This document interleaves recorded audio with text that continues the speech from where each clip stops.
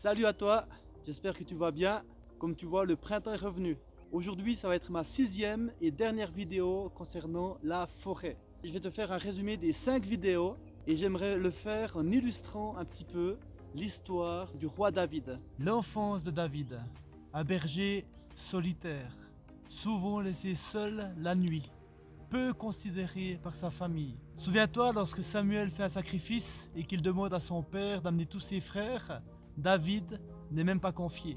David me fait penser à cet arbre qui a poussé sur un rocher. Malgré ses conditions pas optimales, David grandit. Et pourquoi il grandit? Il y a deux choses. La louange et l'adoration font partie intégrante de sa vie. Et David a une capacité de chercher la présence de Dieu.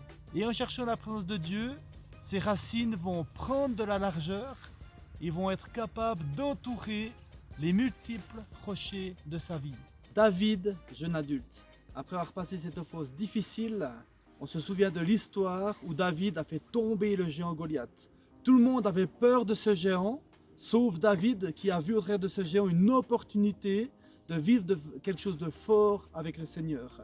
Et suite à ça, David est devenu le capitaine de l'armée de Saül. Suite à ça, David est devenu le gendre du roi. Les femmes chantaient dans les rues que David en a tué 10 000, alors que le roi seulement 1000. Il y avait une sorte d'euphorie spirituelle de la vie de David. Tout le monde aimait David. Là, à ce moment-là, il y a une croissance énorme de la vie de David. Ses cernes ont été très larges et il a grandi avec le Seigneur d'une façon extraordinaire. Si je prenais une rondelle de David, sa croissance spirituelle à ce moment-là se situerait ici. Pas au début de sa vie, pas à la fin, mais ici. Et on y voit des cernes annuelles extrêmement larges et extrêmement régulières. Dans le désert, après ces temps d'euphorie spirituelle, le roi Saül est devenu jaloux de David. Tellement jaloux de David qu'il l'a pourchassé et qu'il le chasse du royaume d'Israël. David a dû fuir. Pendant des années, il s'est retrouvé dans le désert, à vivre terré dans des grottes, dans des cavernes, fuyant la colère du roi. Mais de sa bonté, Dieu ne l'a pas laissé seul. Dieu a eu la bonne idée de lui mettre 120 personnes autour de lui, des repris de justice, des gens qui ne payaient pas leurs impôts, pour aider David à ne pas devenir branchu. Ces hommes l'ont tellement défié qu'ils l'ont empêché de faire des grandes branches, comme je n'ai déjà parlé dans une vidéo. Et lorsque tu regardes ces sapins derrière moi, ça représente un petit peu la vie de David. Il y a des arbres, mais autour de lui, d'autres arbres qui l'empêchent de prendre des mauvaises habitudes. Et ce temps de désert n'a pas duré 3 semaines, n'a pas duré 6 mois, il a duré plusieurs années. J'aimerais te résumer la vie de David. David est très mal parti de son jeune âge, mais il a su faire de l'Éternel ses délices. Ensuite de quoi, il y a eu ce temps d'euphorie spirituelle, des temps tellement importants pour la croissance d'un jeune chrétien.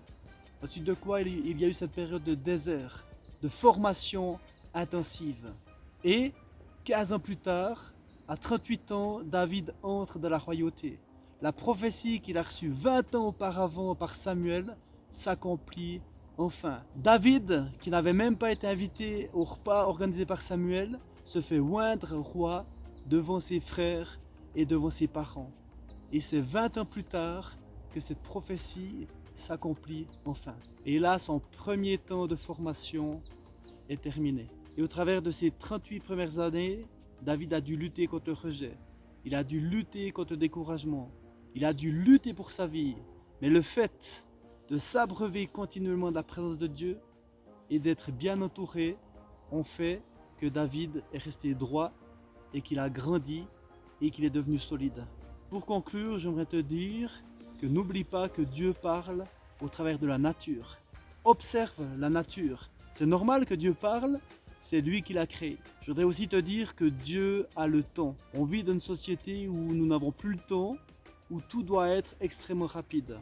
La formation ou le premier temps de formation de David a duré environ 20 ans. Alors je t'encourage à persévérer, à rechercher la présence de Dieu et également à bien t'entourer. À bientôt dans une nouvelle série.